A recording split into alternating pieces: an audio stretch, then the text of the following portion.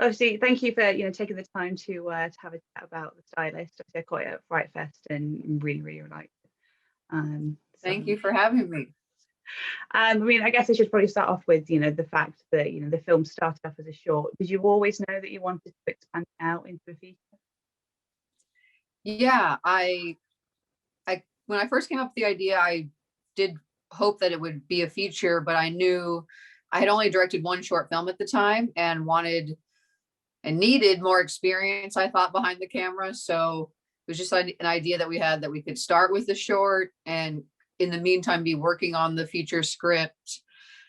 And hopefully, if the short did well, we hope that would help, the short get made or the feature get made eventually. But it was quite a long road. I was actually remembering that we shot the short film 6 years ago, like this month. So it's been a while. Definitely. And this film was, it's crowdfunded through Kickstarter.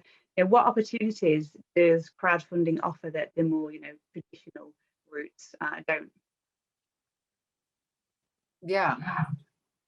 It we're so thankful for it. We actually did a Kickstarter with the Stylist short film and with my first short film, Call Girl. So I had a little bit of experience, but I was way nervous about how much bigger this was going to be and how much we were going to try to raise.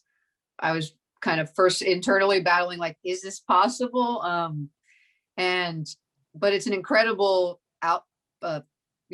tool for us to have as like independent creative people to be able to do it there. I do think it's something that you kind of have to have worked to, in the sense of like you've already built at least like a brand for yourself or a name a little bit, because to get a Kickstarter out wide enough is the challenge. And it was really just getting fed up with trying to get it made the traditional way and it not happening and almost happening, but not. And finally I got together with the team from the short and I was just like, let's try to do this, truly independently. And the positive is then we had total control over what we wanted to do. And so I feel like in the hindsight, I'm glad we were able to do it on our own. No, definitely. And I read that Leatherface was sort of a starting inspiration for Claire. What similarities do you think there are between those two characters outside of, people's body parts?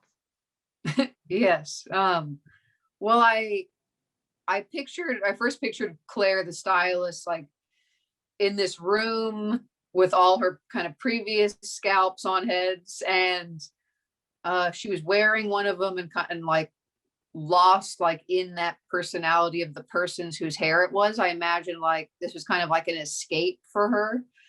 And I right away was like, that's like a very feminine version of Leatherface. Like my interpretation of him is that he's always wearing a mask. We don't ever get to see him outside of it like we do Claire, but per mask that he puts on, he acts differently. He kind of develops a totally different persona. And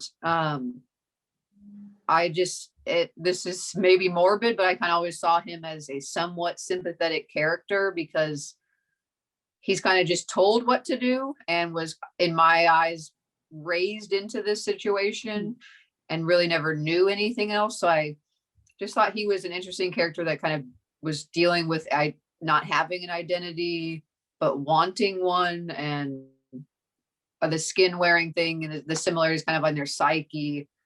But yeah, I originally was kind of pitching it like a hairstylist Leatherface, and people are like, what is that mean? That's what I mean. It definitely works. And I mean, you yourself have been a hairstylist for a number of years. Not everybody is best friends with their hairdresser, but there is this really strong bond that does form because there's a lot of trust involved with letting somebody else control what you're going to look like at the end. What do you think it is about that experience that does make people so trusting? Because people are seeing secrets declare left, right, and center. I think and that is something we really wanted to highlight in the movie that is unique to that world that I haven't really seen in films. And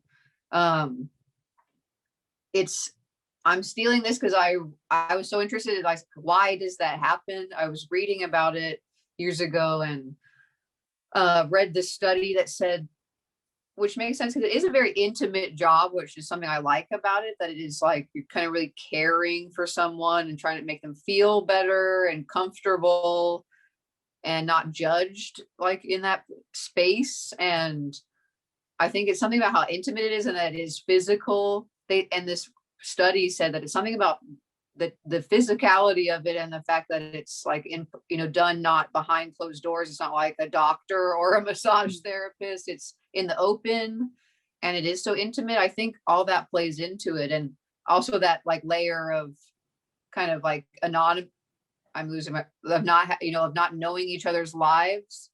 I'll even find myself, telling my clients, like really opening up to them about, about stuff.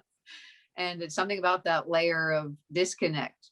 But I also become true friends with people I've met through doing their hair over time. And so it's an interesting world. Well, I wanted to show off. Yeah, and it definitely comes across on the screen. I mean, I'm guessing when you were developing the film, you knew that Najarra would be back for Claire, but how did you go about pinning down Olivia? And really until we decided to launch the Kickstarter, I just only briefly thought about casting her. I wasn't sure what route we were going. And through time, I met Olivia, or Brea, who's now apparently become Olivia in my mind. I met her through another project that we were also kind of trying to get up that hill to make eventually. And so once I met her through there and got to know her on a personal level, I realized like she had so much in common with Olivia that she always came up in my mind when I was thinking about her from then on. And so finally I never said anything to her till we decided to do the Kickstarter and asked if she would want to do it, if she could, because she's been, so busy and successful lately with a film she wrote and directed, 12-Hour Shift, another one she starred and wrote in Lucky, and she's directing TV as well and writing on series. And so it kind of came down to like, once we got closer to the shoot, then we could confirm like, is she available for the time we needed her. But yeah, I had never had a backup plan. So I was like, became, there's no other way in my mind. So, and to see Najarra and Brea finally, bring the characters to life together, it just like solidified everything we hoped. That like they were the perfect kind of opposite personality, which is, we wanted them to feel like similar and totally opposite in all these ways. It was a dream to work with both of them, such like experienced actors. Yeah, and I mean, I guess with Brea, obviously, having some practice in writing, it must have been nice to sort of have that person that you could have sort of a shorthand with about what you wanted to do, and sort of get a real collaboration rather than like, you just do this. Yeah. And even with Najarra, it was such a, like, I feel like unique experience to be working since the short. She really kind of helped us develop Claire as a character over the years. And so I could even like look at Najarra on set and ask her, would Claire do that, when we were trying to discuss like a blocking around in a scene. And I knew that she would know the answer if I didn't know the answer. I mean, the dynamic between the two women is great. It's sort of a rare example of two female characters who are almost sort of they're both almost share the lead in a way, but they both have their own autonomy. As much as Olivia is the object of Claire's infatuation, yeah. She does have her own autonomy, which isn't something that we normally get. You get the hero story or the villain story. Here, we get a much more rounded viewpoint. Was that always your intention to sort of create that experience? Yeah, it was a weird line we wanted to teeter on. Like, I wanted Brea to play Olivia as a very full, real person, but from Claire's perspective, she's the ideal, perfect human. And we attempted to like have the camera feel like Claire feels. So we kind of almost wanted the viewer to slowly their view to get a little distorted, like, am I seeing reality, or how Claire's perceiving this moment? But still I didn't want Brea to play it that way. So it's like this weird battle of that, which I feel like you can go onto both sides because of that. Like, you can feel upset for Claire, like, why won't she just be nice to be her best friend? And then from Olivia's point of view, it's like, well, she's just setting normal boundaries. But from Claire's perspective, it feels like, the end of the world. I love the fact that, the costume and the makeup and, the hair is its own extra character. The colors that Claire wears sort of change subtly as the film progresses. The hair and the makeup start to slip a little bit, just obviously representing her internal turmoil. Just wondering if you could talk a little bit through the thought process of that, because a lot of people overlook costumes and hair and makeup in storytelling. Yeah, this is a movie I wanted it to be like hyper stylish in every way.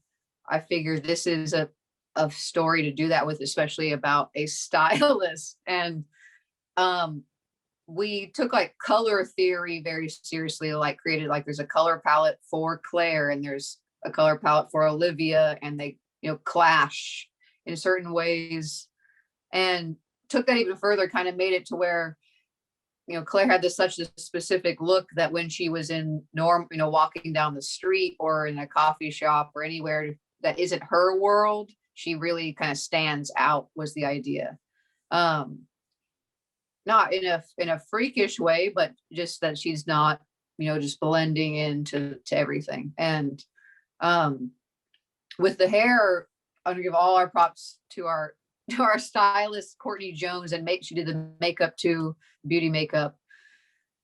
We would shoot Najarra for a day in like her house location, and she's going through every phase of the movie in one day, and that's resetting, and we're kind of like scheduling the movie based on how does she look from here to here. And it was a very challenging thing for shooting, but that's something was all very like representing the themes and stuff we're trying to talk about. Like you're saying, it kind of throughout the film, we try to plant like Claire and Olivia's colors into each other's worlds a little bit more and more, like they're coming together. And when Claire's really kind of totally breaks, you see her in an outfit, this nightgown I don't think that spoils anything, but in an outfit that's not hers, and she's not acting like herself, and all that's connected. Like, she's someone we don't recognize anymore. She's in a totally different, and wearing victim's wardrobe and all that stuff. Yeah, we connected and put a lot of, we luckily had the time to think that through in preparation for the movie. And I want to shout out our costume designer, Hallie Sharp. Like, I sent her all these dream images of, Claire's wardrobe, and I'm in love with it. I have like it all hanging in a closet. I want to wear half of it if I could fit into all of it. Yeah, I mean, I was talking to Brea last year, just before After Midnight, and she turned up on set there and was told that she was doing her hair and makeup and her costumes were her own. And then stepping into the world of the stylist, where suddenly there was this fantastic wardrobe. I mean, that must have been quite tricky to get together on what was a limited budget. So yeah, definitely. They pull their magic together, and I think that's part of like such an amazing thing of like that kind of talent, is it's not just knowing like what you want, but like how to find it in creative ways. And yeah, it was such a dream. And we even had a custom made two wedding dresses made for the film, which I'm not sure how we afforded that still now looking back. I guess sort of we're coming to the end of our time, but I guess the big news to get out there is that the Stylist is coming out in collaboration with Arrow. It seems a perfectly placed platform. I mean, the artwork that came out this week is absolutely gorgeous. How has that collaboration been with those guys? it's been like the ultimate dream. I feel like I'm getting spoiled, and there's something can't be right. Like, it's just that awesome. They really, like, we've become a full team working on working on the release together.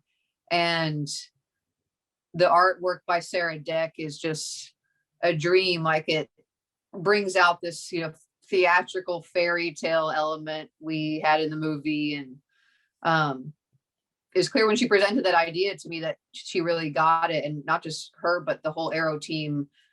It's, they're true film lovers that care about the vision for the movie. And so we just know, like, it's in hands that, like, are the most trusting, and we know, like, it's just been so exciting. Like, we're putting together lots of special features. I can't wait to announce all that they'll be putting it out on Blu-ray as well in June.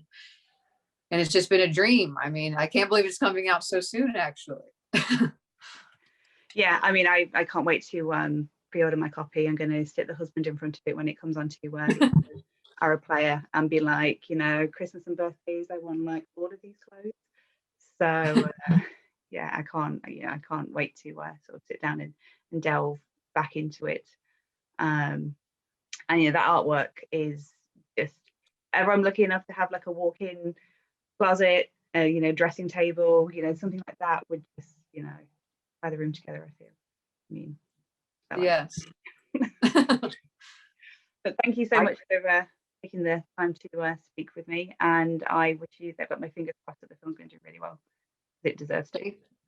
Thank you for having me. It's been a pleasure.